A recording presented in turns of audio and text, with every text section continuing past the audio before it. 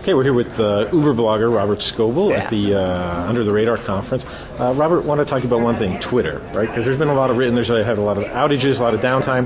Yep. Now, O'Malley put up a post saying that he thought in that problem of folks like yourself who have so many followers that there's a business model there, which would be to limit the number of posts and charge maybe per follower and per I don't message. think so. First of all, there's not enough of me to make a business model on. And what are you going to do? Charge me $100,000 a month or something to make any decent money? In terms of the power users, there are only a small percentage of your actual users on any of these services. Facebook is the same way. They have 90 million users. They have less than 1,000 people who have 5,000 friends. So it ain't going to make enough money to matter. Well, what do you... First of all, that's the first point.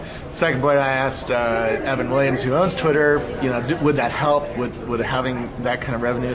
And he says, I have $15 million in the bank. Money is not the reason Twitter is down right now. It's not a server problem. It's an architecture problem. They built it wrong, and now they have to rebuild it, and that takes smart people. Smart people you can buy with money, but they already have a team that they just hired and are working on the problem. More money ain't going to help them solve that problem.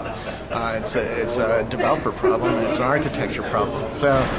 Well, what's Evan's take on what the business model is right now? Facebook, once they get it re-architected, they've got the money in the bank. Who cares what the business model is? Did Google have a business model for the first 5 years?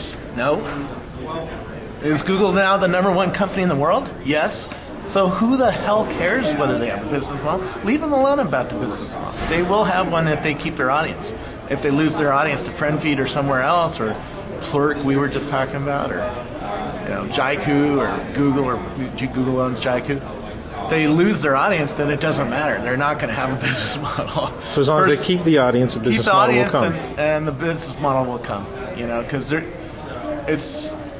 I used to have 100,000 people subscribing to the magazine. We made $10 million of revenue a year, right?